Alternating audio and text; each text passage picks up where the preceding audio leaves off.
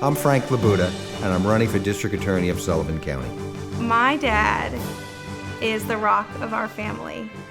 He has been my biggest supporter, my biggest fan, my best friend, and my moral compass. My sense of duty runs deep. I raised my hand and volunteered to serve in the United States Army in Desert Storm. I raise my hand again to serve all of you as your district attorney. I've always admired Frank LaBuda's service to the nation, to the town, to the village, to the state. He was a fireman, he was a serviceman, he was in the military, he was in war.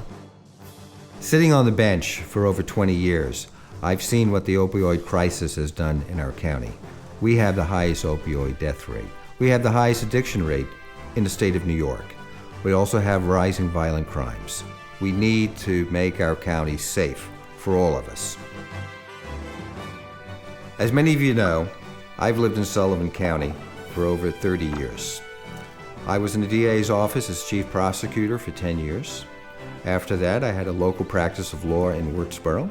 I was also elected as a town of Mamakating judge, and as all of you know, for the last 23 years, I've been your county court judge. Sullivan County has its challenges, and Frank LaBuda is the most experienced to tackle those. You know, as a police detective and working, with law enforcement and watching Frank as a judge, I'm sure he'd be the most qualified as a district attorney. After all, he's been a judge quite a long time, and he knows the ins and outs, and I think that he can use that to his advantage in being a prosecutor. I admire my dad for his military service, his community service, and now that he's running for district attorney. And I know with my dad as district attorney, our families will be safer.